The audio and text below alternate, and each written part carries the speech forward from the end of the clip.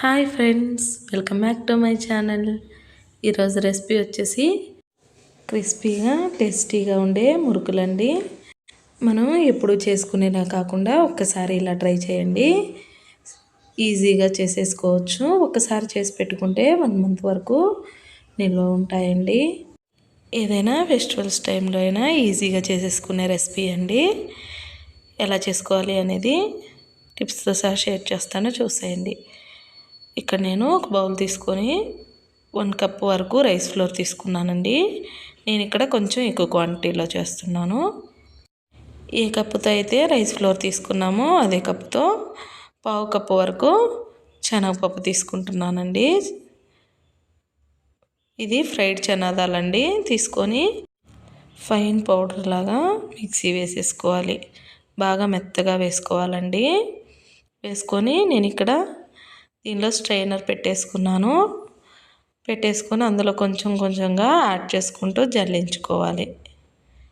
ఇలా జల్లించుకుంటే మనకి ఏమన్నా రవ్వలాగా ఏదన్నా ఉంటే వచ్చేస్తుందండి. మీరు జల్లించుకోకుండా తీసుకుంటే మనకి మురుకులు అనేవి అంత పర్ఫెక్ట్గా రావు. దీన్ని జల్లించే తీసుకోవాలండి. ఇలా కొంచెం కొంచెం వేసుకొని జల్లించుకొని తీసుకోండి. ఎవరైనా కొత్తగా వీడియోస్ చూస్తున్నట్టయితే ప్లీజ్ లైక్ చేసి షేర్ చేసి సబ్స్క్రైబ్ చేసుకోండి. వీడియోని స్కిప్ చేయకుండా చూడండి. ఇలా అంతా జల్లించుకున్న తర్వాత చూసారు కదా, ఇలా వచ్చిన వేస్ట్ని పక్కన పెట్టేసేయండి. నెక్స్ట్ ఇందులోకి 1 స్పూన్ వరకు సాల్ట్ యాడ్ చేసుకోండి. మీరు రుచికి తగినంత చూసి వేసుకోండి. 1 స్పూను జీరా యాడ్ చేసుకుంటున్నాను. 2 స్పూన్స్ నువ్వులండి. నువ్వులను కూడా యాడ్ చేసుకోండి. నెక్స్ట్ పించ్ ఆఫ్ టర్మరిక్ని కూడా యాడ్ చేస్తున్నానండి. టర్మరిక్ అనేది ఆప్షనల్, మీకు నచ్చితే వేసుకోండి, లేకపోతే స్కిప్ చేసేయండి. మనం టర్మరిక్ వేయడం వల్ల కలర్ కూడా చాలా బాగా వస్తుందండి. ఇలా వేసుకొని అన్నీ మిక్స్ చేసుకోవాలి. మిక్స్ చేసుకున్న తర్వాత 3 స్పూన్స్ వరకు హాట్గా ఉన్న ఆయిల్ని వేసుకోవాలండి. వేసుకొని స్పూన్తో ఒకసారి మిక్స్ చేసుకోండి. ఇలా ఒకసారి స్పూన్తో మిక్స్ చేసుకున్న తర్వాత స్పూన్ తీసి పక్కన పెట్టేసి మన హ్యాండ్స్తో ఆయిల్ అదంతా మిక్స్ అయ్యేలాగా బాగా రబ్ చేస్తూ మిక్స్ చేసుకోవాలండి. ఇలా వీడియో క్లిప్లో చూపిస్తున్నట్టుగా ఇలా అంతా కూడా రవ్వ రవ్వగా వచ్చేస్తుంది కన్సిస్టెన్సీ అనేది. ఇలా వచ్చిన తర్వాత ఇందులోకి కొంచెం కొంచెం వాటర్ యాడ్ చేసుకుంటూ మిక్స్ చేసుకోండి. ఇలా గోరువెచ్చగా ఉన్న వాటర్ తీసుకోవాలండి మిక్స్ చేసుకోవడం కోసం. తీసుకొని మిక్స్ చేసుకోవాలి.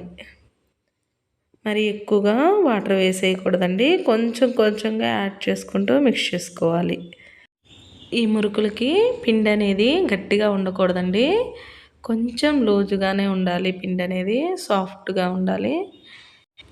కన్సిస్టెన్సీ అనేది ఇలా ఉండాలి. చూసారు కదా, మనం ఇలా పిండిని అన్నప్పుడు ఇలా వచ్చేసేయాలండి. ఇలా మిక్స్ చేసుకొని ముద్దలాగా చేసి తీసి పక్కన పెట్టేసుకోండి. నేను ఇక్కడ జంతికల మిషన్లో పెట్టుకోవడానికి వీలుగా ఇలా చేసి పెట్టుకున్నానండి. నెక్స్ట్ ఈ ప్లేట్ తీసుకుంటున్నాను నేను జంతికలు వేసుకోవడం కోసం. తీసుకొని ఫిక్స్ చేసుకోండి. ఇలా ఫిక్స్ చేసుకొని మనం చేసిన పిండి ముద్దని ఇందులో పెట్టేసుకోవాలండి. ఈలోపు ఆయిల్ హీట్ చేసుకోవాలి. ఆయిల్ అనేది బాగా హీట్ అయిన తర్వాత మాత్రమే ఈ మురుకుల్ని ఇందులోకి వేసుకోవాలి. వీడియో క్లిప్లో చూపిస్తున్నట్టుగా కొంచెం కొంచెం ఇలా వేసుకుంటూ డ్రాప్ చేయండి. మీకు ఒకవేళ ఇలా అవ్వకపోతే ఫింగర్తో అనేసేయాలండి. అప్పుడు వెంటనే బ్రేక్ అయిపోతుంది. ఇలా వేసుకొని ఫ్రై చేసుకోవాలండి. ఆయిల్లో మరి ఎక్కువగా వేసేయకూడదు. కొంచెం కొంచెం వేసుకుంటూ ఫ్రై చేసుకోవాలండి. మరి ఎక్కువగా వేస్తే అవి ఈవెన్గా ఫ్రై అవ్వండి. ఒకవైపు ఫ్రై అవుతాయి, ఒకవైపు పచ్చిగా అలాగే ఉండిపోతాయి. కలర్ కూడా చూడ్డానికి అంత మంచిగా అనిపించదండి.